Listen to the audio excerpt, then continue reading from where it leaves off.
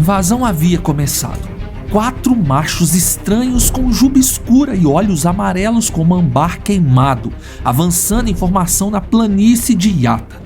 Não havia pressa nos passos, havia algo pior, havia sede de poder e a certeza de que a vitória era garantida. E do outro lado, um único macho, um rei que tinha erguido seu reinado por 3 anos com força e proteção de território metro a metro, que contemplava seus filhotes que nasceram sob o céu africano. Ele avançou para o encontro e rugiu com tudo que tinha, mas percebeu rapidamente que eram 4 contra 1, e nessa contagem não existe uma batalha. O que existe é uma execução. O que aconteceu nos próximos minutos mudaria para sempre a história daquele clã. Mas o que aconteceu nos próximos 3 anos, isso é o que vai fazer você não conseguir desgrudar os seus olhos dessa tela. Bem-vindos ao Ordinário. Hoje iremos descobrir que às vezes uma jornada de sobrevivência no inferno é o que forja o retorno de um rei. Fique com a gente até o final, porque o desfecho dessa história vai te acompanhar por dias. Deixe seu like, se inscreva e vamos ao vídeo. O que é um bando de leões? Talvez alguns detalhes irão te surpreender. Um bando não é um grupo de animais, é uma civilização. É uma estrutura de poder sofisticada, com hierarquia, com laços de sangue, com memória coletiva e com território. E o território é tudo. É o banco, o supermercado, o cemitério e o berçário ao mesmo tempo. Perder o território não é só perder o espaço, é perder a identidade. É deixar de existir como força. E conquistar mais território é o que te faz lenda em meio a centenas de outros felinos como você. Kovu havia conquistado aquele território numa batalha épica 3 anos antes. Ele e seu irmão, 2 jovens machos em ascensão, expulsaram o rei anterior com uma brutalidade que fez a terra tremer. Depois construíram, geraram descendentes, estabeleceram uma rotina de poder que parecia sólida como granito. Mas a savana não oferece contratos permanentes. Os nômades chegaram no início da estação seca, quando os recursos são escassos e os ânimos estão no limite. 4 machos em coalizão, um bando que havia sido expulso de outro território ainda mais ao norte e que vinha há semanas rastreando fronteiras alheias em busca de uma oportunidade.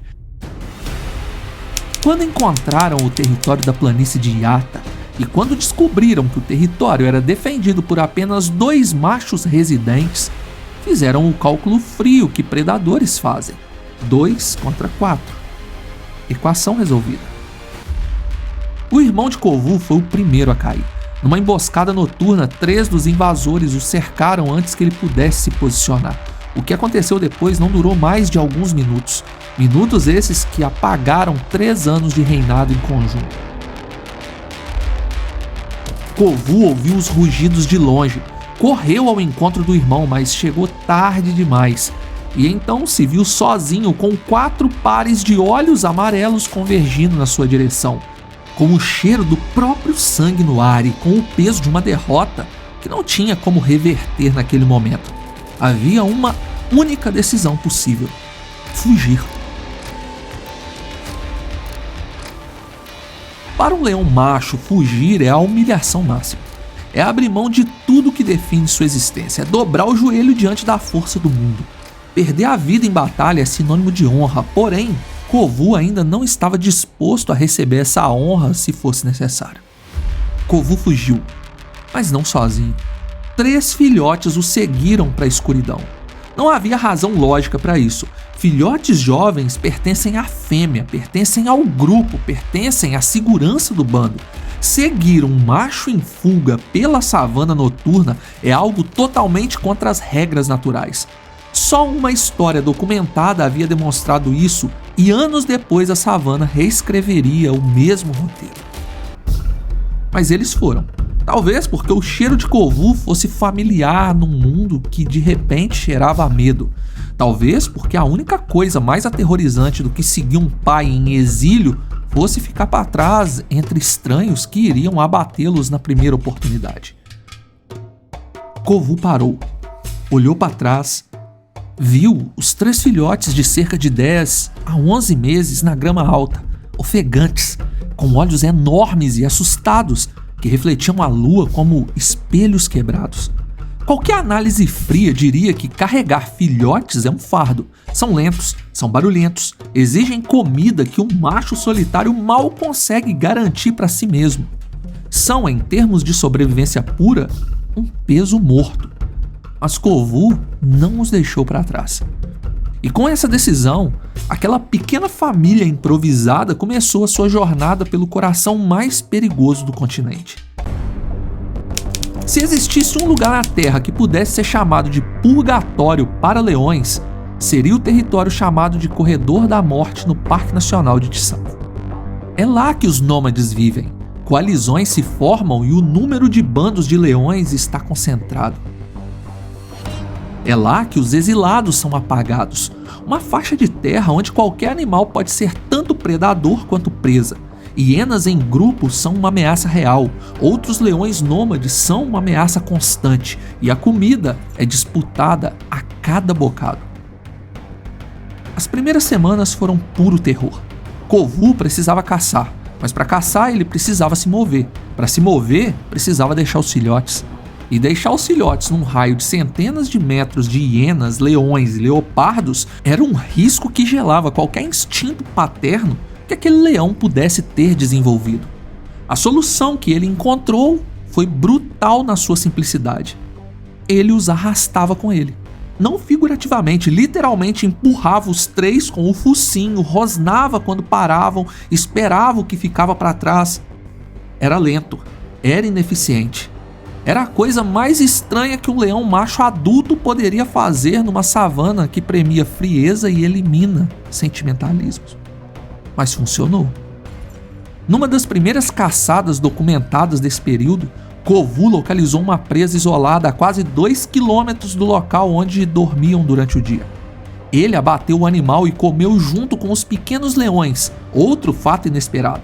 Pela regra da savana, o mais forte come primeiro, mas as regras pareciam não valer mais nada ali. Na natureza, o predador mais letal raramente é o que você vê. É o silencioso, o invisível, aquele que não ataca de frente, ele drena, aos poucos, até que não sobra mais nada para te salvar. Com o seu patrimônio, a lógica da selva é idêntica. Existe um ladrão que nunca vai arrombar sua porta, mas todo mês ele entra e leva embora um pedaço do que você levou anos construindo. Ele tem nome, se chama inflação, imposto mal planejado, se chama dinheiro parado no lugar errado. E o pior, ninguém te ensinou a se defender. Patrimônio sem estratégia é castelo sem muro. E na UVP, em 8 semanas, o Raul Sena te mostra exatamente como fechar cada uma dessas brechas. Para quem já tem um patrimônio maior, eles vão além. Uma consultoria personalizada para blindar, organizar e fazer o seu dinheiro multiplicar. Mas eu vou ser direto, esse programa foi feito para quem já tem uma renda mensal acima de 4.500. Se esse é você, cada mês sem estratégia é um mês que o predador ganha terreno. Não precisa digitar nada. Aponta a câmera do celular para o QR Code na tela ou clica no link fixado nos comentários. São 10 segundos. Você descobre o seu perfil e o caminho para multiplicar e proteger o que te custou anos para construir. O tempo passou da forma como só o tempo africano sabe passar. Lento e devastador ao mesmo tempo. Perigos diários trouxeram cicatrizes, mas também trouxeram força e experiência. Os meses foram forjando os 3 filhotes em máquinas mortíferas eficientes. Cada jornada era uma aula. Cada caça que Kovu realizava era uma demonstração que os jovens observavam com aquela atenção obsessiva que só a fome produz e resultava em habilidade para futuros duelos. Primeiro, ele os ensinou a rastrear. Não de propósito, pelo menos não do jeito que um humano ensinaria. Ele simplesmente os forçou a ir junto. Eles aprenderam por observação repetitiva, e um dos filhotes, o mais velho entre eles, pareceu tomar gosto pela arte de rastrear. Era ele quem encontrava o cheiro da presa primeiro. Era ele quem alertava de um inimigo se aproximando. Kovu tinha conseguido ensinar um ensinamento primitivo, silencioso, sem palavras. Mas era ensinamento. Depois veio o posicionamento. A arte de usar o vento, de rastejar sem fazer som, de calcular a distância exata antes do salto.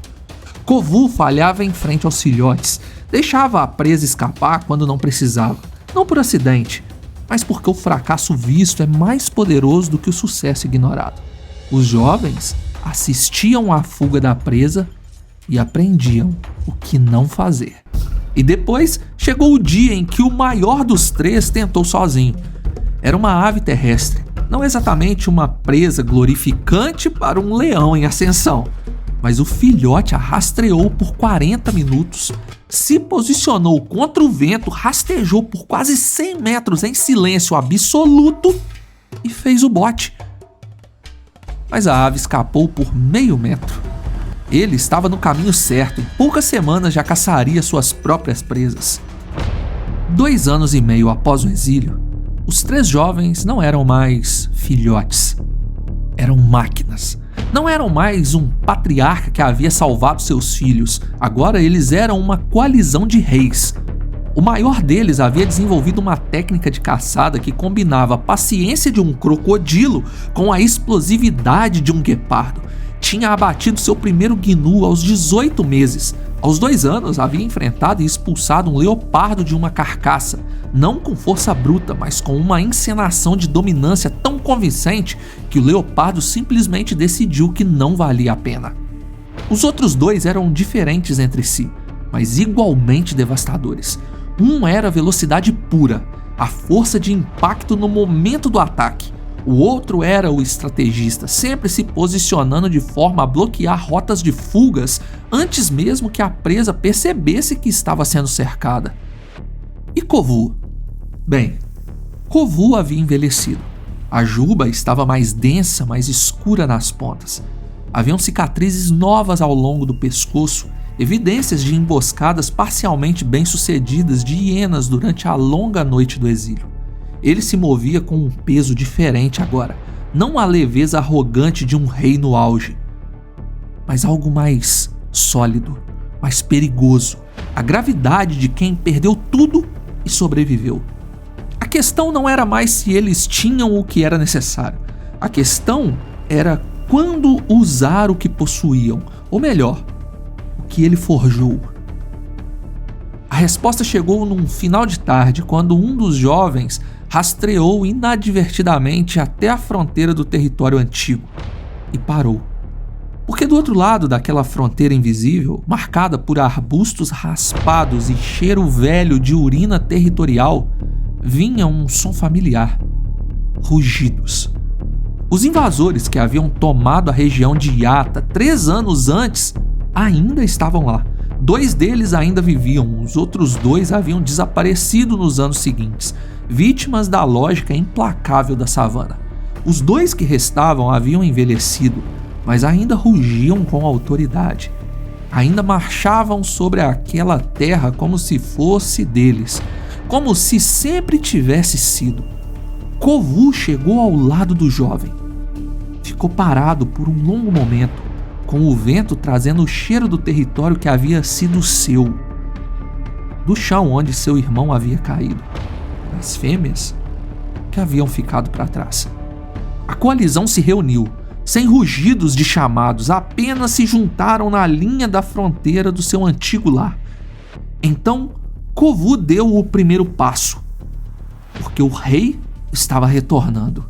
Ele simplesmente começou a andar em direção à nova fronteira, em silêncio e devagar. Os olhos atentos a qualquer movimento que não fosse os dos seus filhos que o seguiam. A batalha foi demorada. Não era apenas uma luta por território, era um retorno banhado de vingança. Kovu e seus filhos tiveram várias oportunidades de finalizar os usurpadores do trono, mas prolongavam a batalha como um método cruel de tortura. Garras que rasgavam, dentes que buscavam a jugular, rugidos e poeira transformaram tudo num pesadelo embaçado, onde corpos se chocavam e se separavam e voltavam a se chocar. E foi Kovu quem deu o golpe final em ambos os leões. Seus filhos, agora irmãos de coalizão, não ousaram eliminar completamente os inimigos, mas reconheceram que era o líder que precisava desse momento.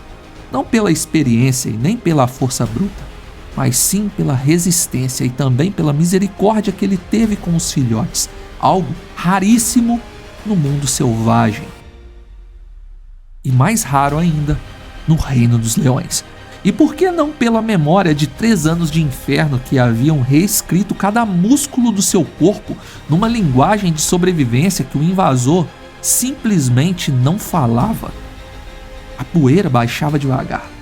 Os 3 jovens estavam ao redor dele, feridos, ofegantes, mas de pé, todos de pé. Kovu rugiu, o rei estava de volta em casa. A vergonha da fuga ficou para trás, a honra do retorno o coroava. Seu rugido ecoa contra o horizonte africano como um trovão que nasce de uma emblemática vitória. O rugido que diz: esse chão é meu, essa escuridão é minha.